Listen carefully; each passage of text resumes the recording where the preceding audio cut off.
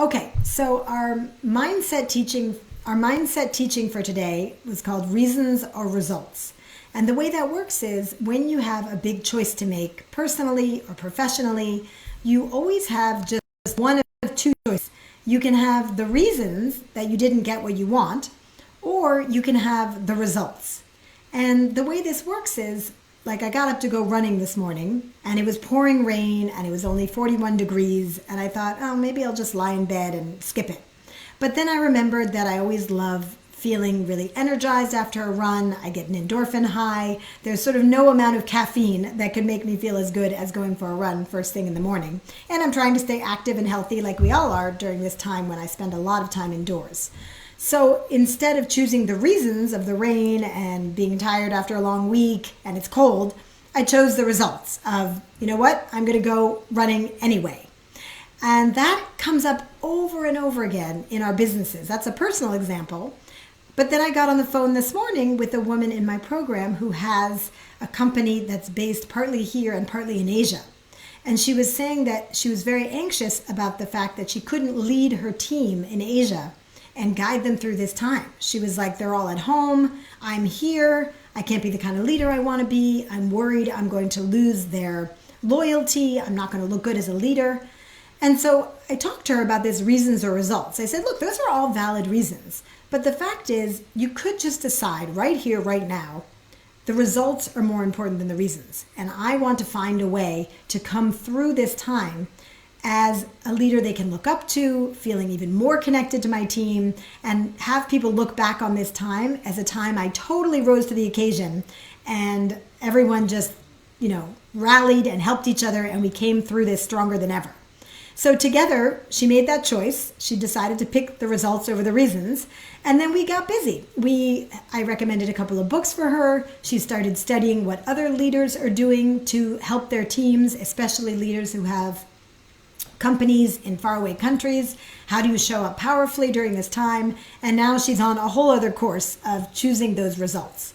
So if you're watching this and thinking about something in your own life, personal or professional, where you might unconsciously be choosing the reasons over the results, maybe just take a minute now to think about how would things turn out differently if I chose results over reasons. I'll give you an example from my own life. I just signed my book deal yesterday. I'm super excited. Woohoo! My second book is coming out in 2021. But it was a hard journey getting there. It's taken almost 2 years to find the right publisher. And all along the way, people were telling me, well, why don't you just self-publish? It's so much easier to self-publish. You don't even need a publisher. Who cares about that? But the truth is, I loved working with a publisher on my first book, and I wanted a publisher again. So I chose the results, which is I'm going to have a publisher, pretty much no matter what, not all the reasons that I wouldn't have one. And there are plenty of reasons, in the sense that finding a publisher is hard. You have to talk to a lot of people. I wound up having to hire a consultant to help me fix up my proposal. I had to call in a lot of favors. It was not easy. There would have been so many reasons to just abandon and say, fine, I'll just self-publish. But I ultimately found an amazing agent and now a wonderful publisher I'm really excited to work with. And I'm so glad that I chose results over reasons. So I'd love to hear from someone who's also struggling with something like that. You can put it in the chat, or you can go live with me, and I'd be happy to help coach you on that a little bit. Let's see, I think my audio is working again. That's great. We only have a few more minutes, so let's see if there's somebody on Instagram who wants to go live today. How about Shriva? I'm going to see if you can go live. Thank you, Rabia. Rabia said, congrats on my book deal. Yeah, that was definitely a high point of the week. Another high point this week was participating in a virtual summit that Vern Harnish put on. So Vern Harnish is a scaling coach. He is the founder of the Entrepreneur Organization, which I was a part of for many years. And he also wrote the book Scaling Up, which is a great read. We use a lot of his materials in my online business program, $1 Million Women Masterclass. And he put together a really quick summit. Talk about reasons over results. He had a million reasons that he could not have put on a summit this fast. But within 2 weeks, he got together some of the top experts in business, teaching, marketing, sales, and put on a 2-hour summit that I attended yesterday and charged for it. People paid to come to his summit.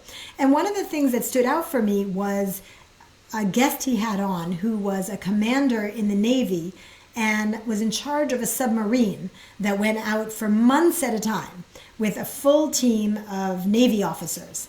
And he talked about how people kept their morale up while being underwater for months at a time. Think about that. We're stuck in our apartments for, a day or two and we're going crazy. These people were underwater, no chance of going out for, some air, grab a coffee, go for a run like I did this morning. They were just 24/7 in this submarine. I think we all have new empathy for that, given what we're going through now. But what I love that he shared was how they created new rituals and routines that got them through this time. And so I'll just share a couple of them with you in case they can help you. So one of the tips that he shared was to create new routines for yourself. We love routines as human beings, so we shouldn't be trying to just reinvent everything every day. Even though everything's different, find routines that make you happy and stick to them. Every morning I get up at 6, I make a hot drink, and I meditate for 30 minutes without fail. I sometimes skip a day on the weekend. But what routines make you feel happy and grounded?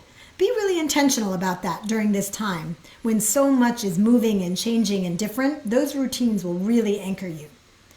One of the other tips he gave was to find a place in your home that's like your special spot. I talked to one woman in our community and saying, how are you doing? She has 3 young children at home, which is really difficult. I really feel for people with young children at home. My kids are 12 and 15. They're helping me. They're super independent. I'm not in that place at all. And she said she just realized that the hardest part is that she doesn't have any place to call her own. We were kind of joking about Virginia Woolf's A Room of One's Own, if you've ever read that.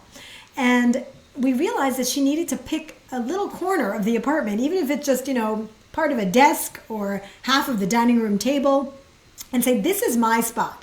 And this is where I'm going to keep my computer and my things and my favorite mug and whatever it is that makes her feel like this is her area.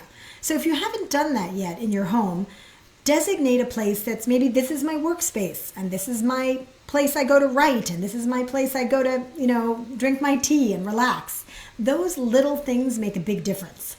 The Navy officer was saying that on the submarine, the only private space they had was their bunks. I'm sure you've seen in the movies how they sleep in bunks on a submarine.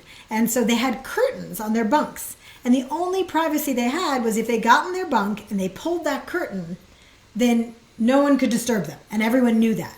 So that was another tip, is like create rules and norms when you're in this kind of situation that everyone understands to protect your personal space, right? Maybe you say to your family, hey, if I'm sitting on this side of the couch reading a book, or if I'm drinking my tea by the window, I'm trying to have some me time. That way you don't have to explain it each time, right? I used to work in a big open loft with my team at Little Pim.